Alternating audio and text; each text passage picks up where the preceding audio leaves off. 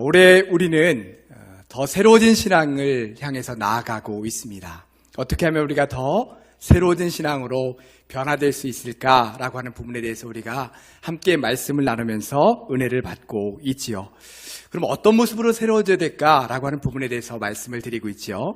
첫째 주에는 하나님과 더 친밀해져라 라고 하는 말씀을 드렸습니다. 또 둘째 주에는 그리스도를 향해 자라가고 성장하는 신앙이 되어라 라고 하는 말씀을 드렸고요.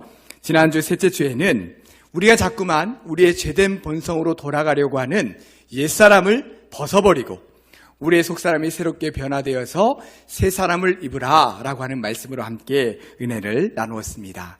사랑하는 성도 여러분, 여러분들의 올해 신앙이 오늘 말씀으로 들은 것처럼 하나님과 더 친밀해지는 신앙, 그리스도께 더 자라가는 신앙, 특별히 무엇보다 옛사람을 벗어버리고 새 사람을 입는 온전한 신앙 되시기를 주님의 이름으로 축복합니다. 지난주에는 우리나라 영화계에 큰 경사가 있었습니다. 아카데미 영화 시상식에서 우리나라 봉준호 감독의 기생충이라고 하는 영화가 무려 4관왕을 차지했지요. 대상에 해당하는 작품상, 또 감독상, 각본상, 국제장편영화상 이렇게 4개 분야에서 1등을 했습니다. 아카데미 시상식은 전 세계 영화상 중에서는 가장 권위 있는 그런 시상식으로 우리에게 알려져 있고요. 또 이 아카데미 시상식에서 영어로 제작한 것이 아닌 외국어로 제작한 영화 중에 작품상을 받은 것이 최초라고 합니다. 참 대단하지요. 우리 영화계, 또 우리나라 또 문화가 이렇게 전 세계적으로 퍼져가는 것을 바라볼 수 있는 참 기쁜 그런 시간들이었습니다. 영화 이야기가 나왔으니까 한 가지 더 한번 여쭤볼까요? 우리나라 역대 영화 중에서 가장 많은 관객이 본 영화가 뭔지 아십니까? 무려 1,700만 명 이상이 봤고 여러분들도 아마 거의 대부분 보셨을 영화인데요. 2014년에 개봉한 명량이라고 하는 영화입니다. 정유재란 때 이순신 장군이 일본의 왜군들과 함께 싸워서 대승을 거둔 그것을 소재로 한 영화가 바로 저 명량이라고 하는 영화이죠. 1597년 정유재란이 일어났을 때 그 직전에 이순신은 모함에 걸려서 하옥되어 있는 그런 상태였습니다. 정유재란이 일어나자 이순신을 대신해서 통제사로 있었던 원균이 군사들을 데리고 나가서 싸워봤지만 거기서 대패를 하게 되고요. 원군도 전사를 하게 되면서 우리나라 수군이 거의 전멸의 상황에 빠지게 되지요. 사태가 위급해지자 조선정부는 이순신을 다시 통제사로 세워서 그 적들과 싸우도록 합니다. 이때 남아있었던 배가 몇 척인지 아시죠? 12척이었습니다. 12척과 133척. 이건 뭐 어떻게 보면 전쟁이 될 수 없는, 싸움이 될 수 없는 그런 상황 가운데 있었죠. 이때 이제 이순신 장군이 우리가 대부분 많은 분들이 알고 있는 그 영화 속에서도 아주 명대사가 된 내용이 나오죠. 뭐라고 되어 있습니까? 신에게는 아직 12척의 배가 남아있사옵니다. 이렇게 이제 사실은 상소로 올린 것을 대사로 하게 되는 명대사가 그 가운데 나오게 됩니다. 여러분, 객관적인 전력에서는 도저히 이길 수 없는 그런 전쟁이고 싸움이었습니다. 그러나 이순신 장군은 그런 절대 위기의 상황에서도 두려워하지 않고 용맹과 지략을 활용해서 그 전쟁, 이길 수 없는 전쟁을 이길 수 있게 만드는 그런 놀라운 대승을 거둘 수가 있었습니다. 우리가 인생을 살아가는 동안 우리의 힘으로는 도저히 감당할 수 없는 그런 현실의 벽이라고 하는 것을 만나게 될 때가 참 많이 있습니다. 모든 인생이 이러한 현실의 벽을 만나게 되지요. 넘어설 수 없는 거대한 이런 현실의 벽에 부딪힐 때마다 참 고통스럽습니다. 경제적인 면, 아니면 또 건강의 문제, 관계적인 문제, 이런 자신들의 인생 앞에 이런 현실의 벽을 부딪히게 될 때마다 굉장히 괴로워하고 힘들어하고 고통스럽게 하루하루를 살아가시는 분들을 참 우리 주변에서 많이 보게 되죠. 그래서 이제 언제부턴가 이 현실이라고 하는 단어가 부정적인 의미를 많이 담는 그런 말로 많이들 쓰여지고 있는 것 같습니다. 그러면 여러분은 이러한 현실의 벽을 만났을 때 그것을 어떻게 해결해 나가고 계십니까? 어떤 일이나 상황은 쉽게 포기하고 금방 내려놓을 수 있는 그런 일이나 상황들도 있습니다. 그까짓 거 그냥 포기하고 말지, 이렇게 할 수 있는 일들이 있지요. 그렇지만 어떤 일들은 내려놓을 수 없는 상황이 있는 경우들이 참 많이 있습니다. 어떻게든 그 상황을 지나가야 되는 상황들이 많이 있다라는 것이죠. 예를 들면 우리 지금 청년들이 취업을 해야 되는데 지금 취업의 문이 얼마나 좁습니까? 또 어떤 한 사람이 판정을 받았습니다. 어떤 병입니다 라고 판정을 받았는데 그것을 치료할 수 있는 약이나 치료 방법이 현재로서는 없다라고 한다면 어떻겠습니까? 또 경제적으로 큰 돈이 들어가야 될 상황인데 돈이 나올 구석이 없습니다. 어떻게 해야 될까요? 이런 상황 속에서 포기할 수 있습니까? 인생이 이렇게 포기해야 돼요? 그렇지 않습니다. 어떻게든 그 상황을 지나가야 되지요. 그런데 문제는 우리가 아무리 어떻게 해보려고 해도 우리의 힘으로는 그것을 이길 수가 없다는 것입니다. 감당할 수 없다는 것이 문제이지요. 우리의 힘으로 감당할 수 없는 한계라고 하는 것이 분명히 세상에는 존재한다는 것입니다. 자, 그럼 이런 현실을 우리는 어떻게 감당해 나가야 될까요? 오늘 본문 말씀은 바로 그런 상황 가운데 있습니다. 오늘 본문 민수기 14장은요, 여러분 아마 성경 통독표를 쭉 따라서 읽어가시는 분들은 아마 읽으셨을 겁니다. 지난 주일에 해당하는 본문이었습니다. 여러분, 이스라엘 백성들이 광야 생활을 몇 년 동안 하죠? 40년 동안 합니다. 이스라엘이 쭉 이렇게 광야 생활을 했던 여정을 오늘 민수기 14장까지 한번 잠깐 살펴보도록 하면요, 이스라엘 백성들이 애굽에서 처음 떠난 곳은 고센이라고 하는 땅이었습니다. 그 고센 땅을 떠나서 홍해바다를 건너게 되죠. 그리고 도착한 것이 시내산입니다. 애굽에서 출발해서 이 시내산까지 도착할 때에는 약 2개월 정도 걸리게 됩니다. 그리고 이 시내산에서 11개월 정도 머물게 되는데요, 거기서 하나님과의 언약의 말씀을 받게 되고 또 율법을 받습니다. 그리고 하나님의 명령에 따라서 성막도 만들게 되죠. 출애굽기 19장부터 레위기, 민수기 10장까지가 바로 이 시내산 안에서 이루어졌던 일들을 기록하고 있는 그런 내용들입니다. 그 다음에 민수기 10장 11절에 보면 이스라엘 백성들이 시내산에서 출발해서 오늘 말씀의 본문의 배경이 되고 있는 바란 광야로 도착하게 됩니다. 이 시내산에서 바란 광야까지, 더 앞에서는 애굽에서부터 이 바란 광야까지는 약 2년 정도 걸렸을 거다, 이렇게 봅니다. 그 다음에 민수기 13장에서는 이스라엘 백성들이 현재 거하고 있는 이 바란 땅에서, 바란 광야에서 그 가나안 땅에 정탐을 보내게 되죠. 이스라엘 12지파 중에서 한 사람씩 대표로 뽑아서 그들로 가나안 땅을 정탐하고 오도록 한 겁니다. 그 12명의 정탐꾼 중에 우리가 잘 알고 있는 여호수아와 갈렙이 포함되어 있는 거죠. 12명의 정탐꾼들은 40일 동안 가나안 땅 곳곳을 다니면서 그것을 아주 자세하게 정탐하고 돌아옵니다. 그리고 돌아올 때는 그 땅의 과일들을 손에 들고 들어오죠. 이렇게 가나안 땅을 정탐을 마치고 돌아온 12명의 정탐꾼들이 백성들 앞에서 이제 보고하고 있는 내용이 바로 민수기 13장 25절부터의 내용에 나오고 있습니다. 그들이 가나안 땅에서 가지고 온 과일들을 백성들에게 보여주면서 이렇게 말합니다. 우리가 그 땅에 들어가 보니까 그 땅은 정말 젖과 꿀이 흐르는 땅이었습니다. 자, 저희가 가져온 이 과일을 한번 보십시오. 참 틈실하지 않습니까? 그런데 그 땅 거주민은 강하고 성읍은 견고하고 아주 거대합니다. 이런 말을 하는 거예요. 그러자 백성들이 웅성웅성하면서 소란스러워지기 시작합니다. 그때 이 갈렙이 백성들을 조용히 시키고는 이렇게 말합니다. 여러분, 우리가 지금 올라가서 그 땅을 취합시다. 하나님께서 그 땅을 우리에게 허락해 주셨습니다. 우리가 이길 것입니다. 이렇게 이야기합니다. 그러자 나머지 10명의 정탐꾼들이 그 땅을 악평하면서 말합니다. 그들이 어떻게 말했는지 민수기 13장 32절과 33절 말씀을 우리가 한번 다 같이 읽어보도록 하겠습니다.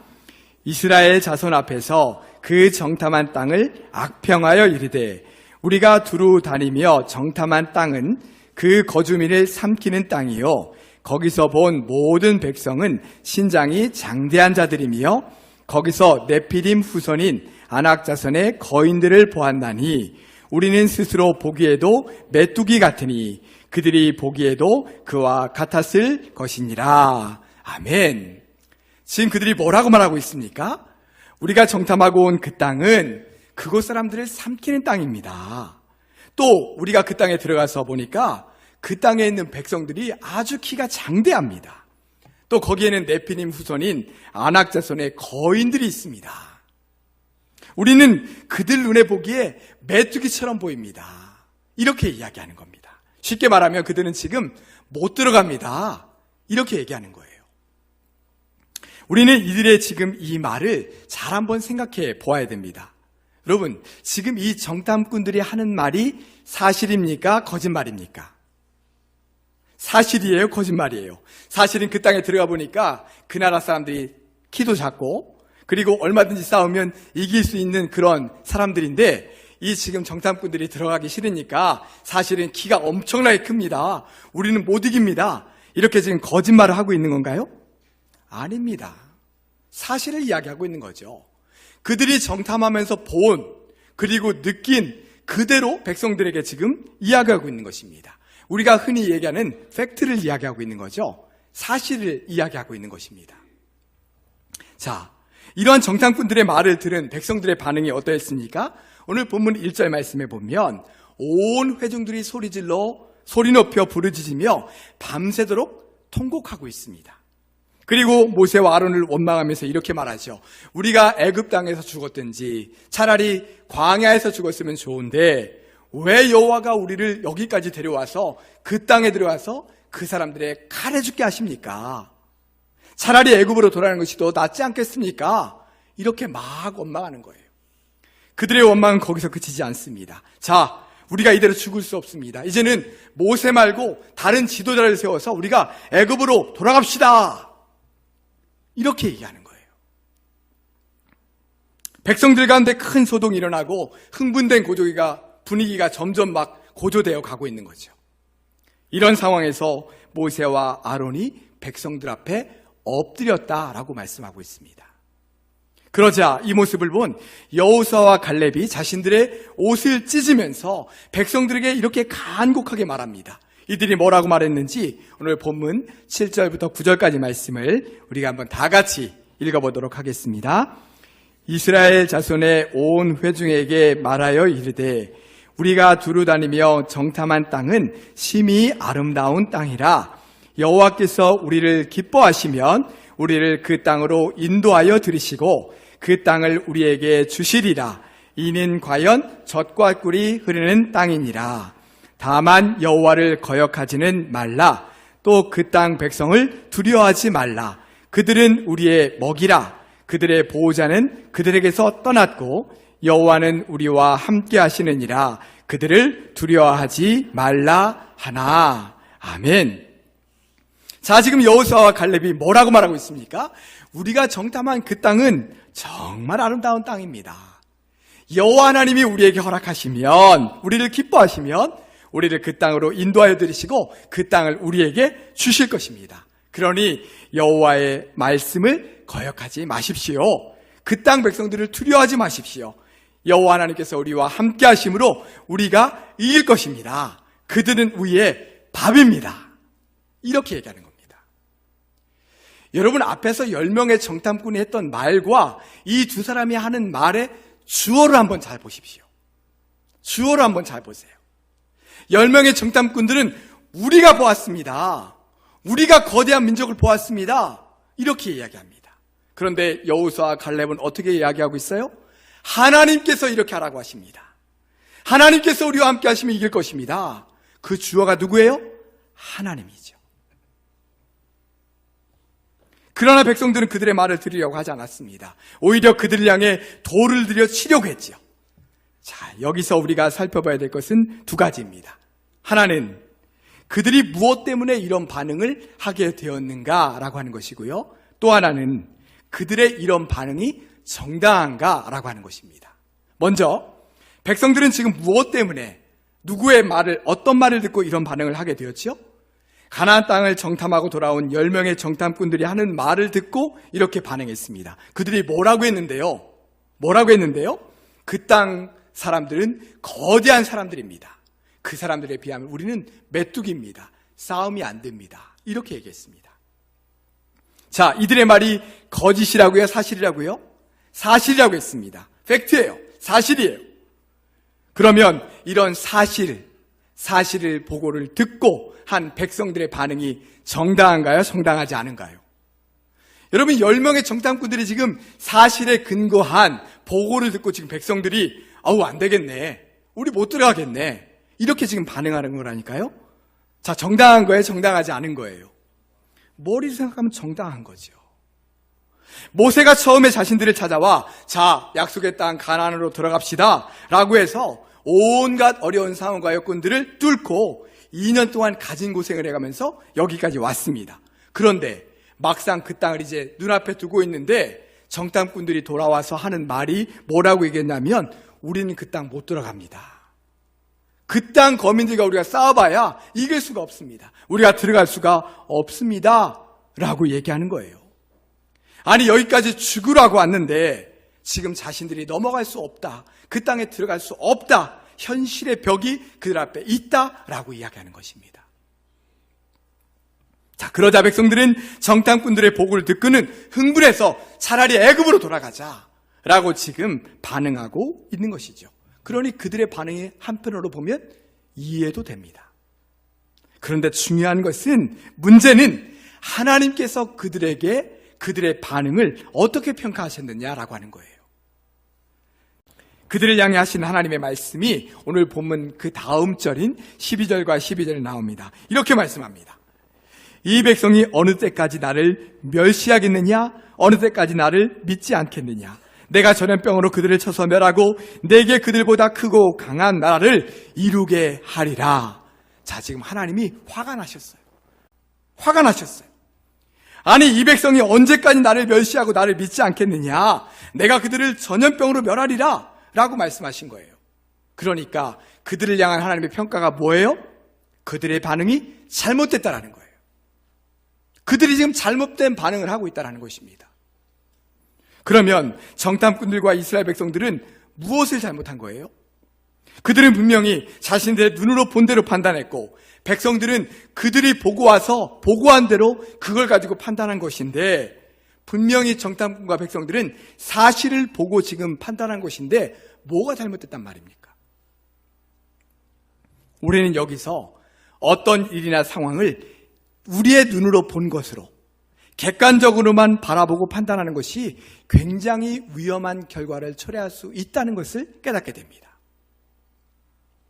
자, 앞에서 말씀드렸던 이순신 장군 얘기를 조금 더 해볼까요? 자, 당시 133척의 왜군들의 배가 이렇게 몰려오고 있는 상황입니다. 우리에게는 12척의 배가 있어요. 자, 객관적으로 어떻게 됩니까? 싸워야 돼요?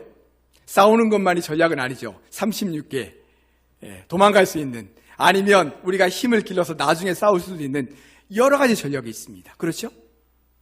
이순신 장군은 도대체 무슨 생각으로 신에게는 아직 12척의 배가 있습니다 라고 하면서 나가서 싸울 생각을 했던 걸까요? 혹시나 상황 파악이 잘 안 됐던 걸까요? 133척이 아니라 13척이 오는 걸로 잘못 알고 있었을까요? 그렇지 않습니다. 정확한 상황 파악을 하고 있었죠. 당시 이순신 장군을 제외한 주변의 참모들과 모든 군사들은요, 안 됩니다라고 얘기했습니다. 싸우면 백전백패 집니다 라고 얘기했어요. 상황 파악이 안 됐다는 것이 아니에요. 이순신 장군은 누구보다 그 상황을 정확하게 알고 있었습니다.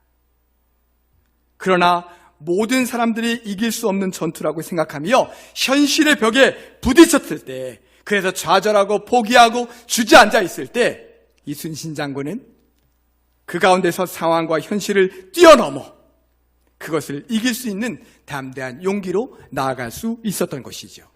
여러분, 우리는 어떻습니까? 하나님의 백성인 우리는 이러한 현실의 벽을 만났을 때, 감당할 수 없는 그런 상황들을 우리가 만났을 때 어떻게 하고 있습니까?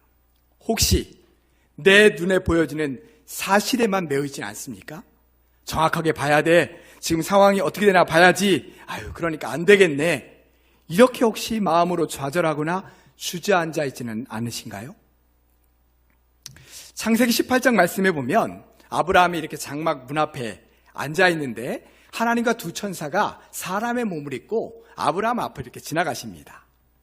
그러자 아브라함이 그 세 분을 자기의 집으로 초대하죠. 그리고는 아주 극진하게 모십니다. 사실은 하나님과 천사라는 것을 알고 하는 건 아니죠. 그래 모셔서 극진하게 대답합니다. 그러자 그 음식을 다 드신 그 세 분이 이 아브라함에게 이렇게 얘기하는 거예요. 내년 이맘때 내 아내 사라에게 아들이 있을 것이다. 이렇게 말씀하시는 겁니다. 당시 아브라함의 나이 99세, 아내 사라의 나이 89세였습니다. 아내 사라는 이미 아기를 낳을 수 있는 때가 훨씬 지났죠. 이미 생리가 다 끊어진 지 한참 오래된 사람입니다. 그들이 아브라함에게 하는 소리를 이 사라도 들었습니다. 그때 사라는 마음속으로 웃었다라고 했어요. 내가 이미 늙었고 우리 주인도 이미 늙었는데 내가 무슨 아이를 낳을 수 있어? 이렇게 이제 웃은 거죠. 여러분, 사라가 웃은 것이 이상합니까? 사라가 웃은 것이 비정상이에요? 웃는 것이 당연하죠. 내가 지금 89세라니까요. 89세. 예. 이미 생리가 다 끊어졌고 아이를 낳을 수 있는 육체적인 징후들이 다 사라졌어요. 그런데 내년에 아들을 낳을 거라는 거예요. 사라는 지금 정확한 상황 파악을 하고 있는 거죠. 나는 아기 이제 못 낳아. 내가 무슨 아기를 낳을 수가 있어. 89세 이미 다 끊어졌는데. 정확한 상황 파악을 하고 있는 것입니다. 사라의 몸은요, 아기를 낳을 수 없는 것이 팩트입니다. 그게 사실이죠. 사라는 현실 파악을 잘못하고 있는 게 아니에요. 정확하게 그 상황을 인식하고 있습니다. 그런데 하나님께서는 사라에게 뭐라고 말씀하셨는지 아세요? 이렇게 말씀하셨어요. 사라가 왜 웃으며 말하기를 내가 늙었거늘 어떻게 아들을 낳으리오 하느냐. 여호와께 능하지 못한 일이 있겠느냐라고 말씀하셨어요. 하나님께 사라에게 하신 말씀이 뭐예요? 왜 내가 내 말을 믿지 못하느냐라고 말씀하시는 거예요. 나 여호와, 능치 못함이 없는 전능한 나 여호와가 너에게 하는 그 말을 왜 너는 믿지 못하느냐라고 말씀하고 계신 거예요. 마태복음 14장에서는 우리가 너무나도 잘 알고 있는 오병이어의 이적이 나옵니다. 예수님께서 빈들에 나가셔서 말씀을 증거하셨죠. 수많은 사람들이 그 말씀을 들으려고 몰려들었습니다. 예수님께서 말씀을 전하시니까 사람들이 그 말씀에 쏙 빨려들어서 은혜에 빠져 있었어요. 근데 말씀을 듣다 보니까 해가 저물어 가는 거죠. 큰일 났습니다. 지금 남자만 5천 명이 지금 이 자리에 앉아 있는 거예요. 그 수많은 사람들을 어떻게 먹일 수가 있습니까? 제자들이 예수님께 말씀드렸습니다. 예수님, 이곳은 빈들이고 때도 저물었으니까 이 사람들을 가까운 마을로 가서 거기서 사 먹으라고 말씀하시지요. 이렇게 얘기했어요. 그랬더니 예수님께서 뭐라고 대답하셨냐? 갈 것 없다. 너희가 먹을 것을 주어라. 이렇게 말씀하셨어요. 제자들이 어떻게 하나 이렇게 보시는 거죠. 그러자 제자들이 대답했습니다. 여기에 우리에게 있는 것은 떡 5개와 물고기 2마리 뿐입니다. 이렇게 얘기했어요. 그 뒤에 무슨 말을 하고 싶었겠죠. 이걸 가지고 어떻게 이 많은 사람을 먹입니까? 이런 말을 이제 하고 싶었겠죠. 제자들은 지금 이 상황을 너무나도 정확하게 보고 있습니다. 남자만 5천 명 되는 그 많은 사람들을 어떻게 떡 5개와 물고기 2마리를 먹여요? 어떻게 그럴 수 있어요? 차라리 그들을 빨리 가까운 마을로 가서 거기서 음식을 먹게 하는 것이 맞는 거죠. 제자들이 제시한 방법이 훨씬 더 좋은 방법 아닙니까? 누구라도 이해할 수 있는 방법 아니에요? 그런데 예수님께서 뭐라고 말씀하셨어요? 너희가 먹을 것을 주어라라고 말씀하셨어요. 왜 이렇게 말씀하셨을까요? 이렇게 말씀하신 예수님의 의미가 무엇일까요? 그것은요, 예수님께서 지금 이렇게 말씀하고 계신 거예요. 나를 먼저 봐야지. 나를 먼저. 예수님, 지금 물고기 2마리하고 보리떡 5개밖에 없어요. 이 많은 사람은 어떻게 먹입니까? 라고 할 것이 아니라 나를 봐야지. 내가 지금까지 수많은 이적을 행해오지 않았어. 그 많은 이적을 행한 나를 봐야지. 예수님, 지금 어떻게 할까요? 어떻게 하면 될까요? 말씀해 주세요. 라고 했어야지. 라고 지금 제자들에게 말씀하고 계신 것입니다. 아유, 너희들 상황 정확히 봤구나. 그래, 너희들이 말이 맞지. 너희들이 바라보는 게 사실이지. 그렇게 말씀하시지 않았어요. 너희들이 바라보는 것이 사실이지만 그러기에 거기에만 매어 있기에 나 여호와 하나님, 나 예수님을 찾지 않는구나, 나를 바라보지 않는구나 라고 말씀하고 계신 거예요. 이 말씀을 잘못 이해하면 정확한 상황이나 현실을 파악하는 것, 그거 필요 없다, 그것은 믿음 없는 행동이다, 이렇게 이해하실 수도 있겠습니다. 그건 아니죠. 정확한 상황이나 현실 파악은 무엇보다 중요합니다. 먼저 현재의 상황을 정확히 먼저 파악해야 되죠. 그러나 그 다음이 중요한 것입니다. 그 다음이 중요한 것이죠. 그 다음에 뭘 하라고 말씀하고 계신 건가요? 객관적인 눈으로 보고 내 눈으로 본 것에만 매어 있지 말고 그 다음에 하나님을 믿는 믿음으로 그것을 바라보라는 것입니다. 그리고 하나님을 찾으라고 말씀하고 계신 것이죠. 전능하신 하나님, 능치 못하신 여호와 하나님, 그분을 찾으라고 말씀하고 계신 것입니다. 하나님, 이 상황에서, 이 답답하고 막힌 상황에서 제가 어떻게 해야 됩니까? 능치 못함이 없으신 하나님께서 이번에도 인도해 주시고 역사해 주시옵소서. 이렇게 하나님을 찾으라고 말씀하고 계신 것이죠. 자, 오늘 본문으로 한번 돌아와 보겠습니다. 12명의 정탐꾼이 가나안 땅을 정탐하고 돌아왔습니다. 그런데 큰 현실의 벽이 그들 앞에 놓여 있어요. 그 땅 거민이 너무 어마어마한 거예요. 전쟁에 싸우기에는 너무 어마어마한 거죠. 정탐꾼들이 보기에 자기들이 메뚜기처럼 보일 정도로 했으니까요. 여러분, 싸움을 하려면 싸워서 이길 수 있겠다는 마음이 들어야 되는데 나는 메뚜기다, 진 거예요. 근데 그들의 눈에 보여지는 감정이 느끼는 것이 뭐냐면 우리는 메뚜기다, 이렇게 느끼고 있는 거죠.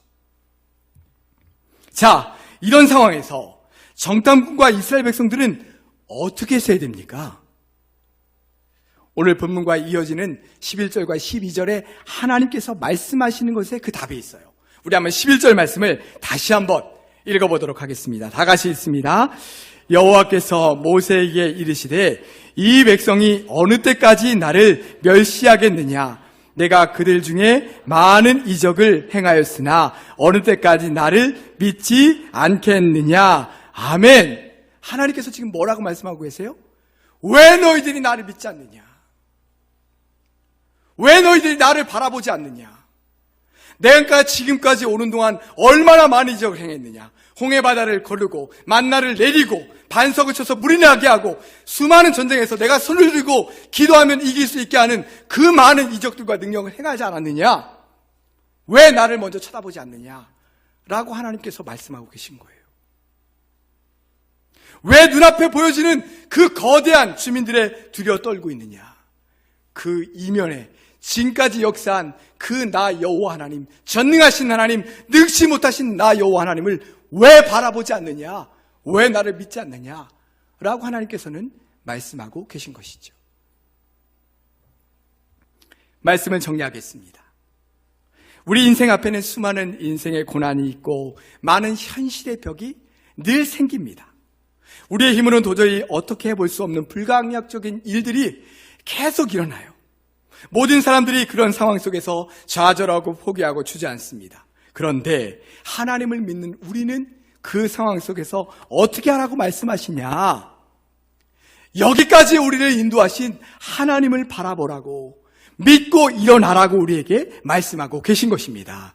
그 현실의 벽 이면에서 역사하시는, 일하시는 하나님을 보라고 우리에게 말씀하고 계신 것이죠.